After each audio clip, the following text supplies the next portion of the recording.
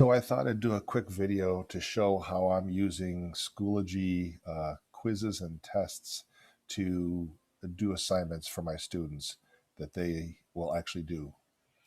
So I'm in the quizzes and tests. And here's my quizzes and tests, and the thing it opens up is questions.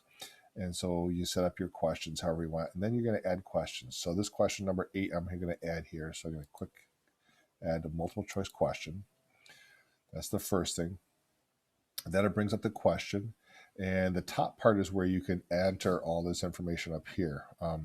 The one thing about this is the answers down here, you can't put subscripts and superscripts. There's only straight text. So sometimes you have to change it up a little bit. So what I do is I click up into here, and then I use my dictation thing here.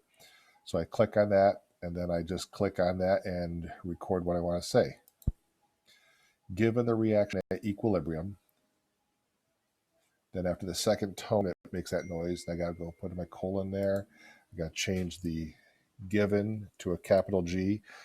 Alt, if I put the cursor before the thing, I can do delete, then back up that way, right? So then on the next day, I put in this equation over here. And this equation is kind of tough. I can't really, I could try to do that with the arrows and all that kind of sense. Or what I can just do is copy this. This is just a PDF. So what I'm going to do is I'm going to max up that and find where is number 8. And now I want to take a screenshot. I'm going to do Control Shift and then the button that's above number 6 that has a rectangular with 2 vertical lines. So I'll hit Control Shift that. I'm going to highlight my equation. Tells me I have to take a screenshot of it.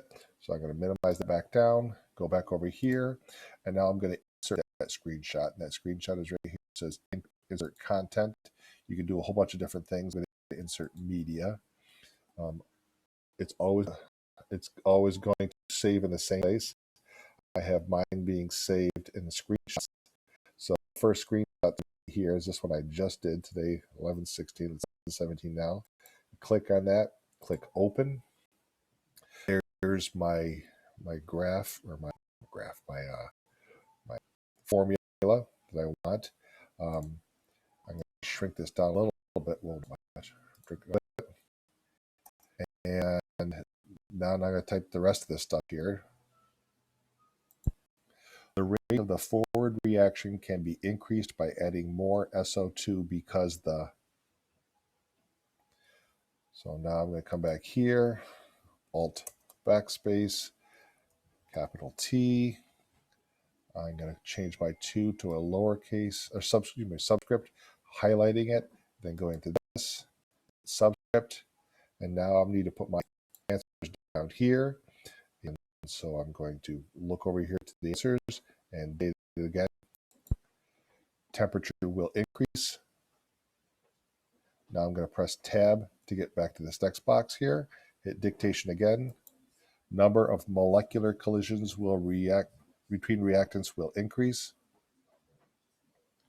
And I made a little goof there, but that's okay. I can go back and change that. Reaction will shift to the left. And then finally, forward reaction is endothermic. All right, so now I got to go back and fix the, oops, get rid of that, don't need that. Get rid of the will. I don't know why I said will. Molecular collision, oh no, I didn't do that. Molecular between, here the will react. Collisions between reactants will increase. All right, so, and then over here you have to choose your correct answer. Let me maximize this so you can see it. So then you have to choose the correct answer.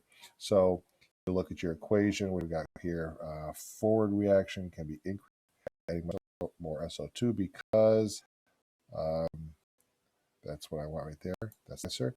So you click on the correct answer. Now sometimes you may have like increase, decrease, remain name, and then you have this blank here. You want to remove it, like it won't let you save the blank. So the correct answer for this one is the number of molecules is number 2. So you click on number 2, scroll down to the bottom, hit create question, boom, and there's my question right there. And if you want this smaller, you can always go back in as question and that thing, change that to different size, whatever. And then again, you have to hit save. So you save your question. And now for the settings, in order for the kids to take this quiz, you have to go and change the settings. You have to enable this. I'm not done yet, so I'm not going to enable right now, but you'll enable that. You can put a time limit on it, or if you want. I always give the kids a couple times to try it. I don't randomize it because I want the same. It's out of their review books. I want the same order. Page breaks means you can put each question on its own page. I don't do that typically. Question review, I say yes, they can review the questions, and that allows them to change their answers if they want to. Resumable, yes, they can start it and stop it. They get 2 times to change it. And view submissions. I want them to be able to view their submissions. And then back and hit save changes. And now when the kids are going to look at it, you can preview what the kids are going to see. And you see start a new attempt. Excuse me. And this is what the questions are going to look like. So the kids just boom, boom, boom, they go through. And then when you're done, it gives you the results. Leave that.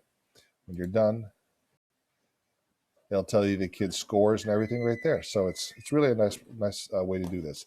A little bit time consuming, but I think it works out nicely.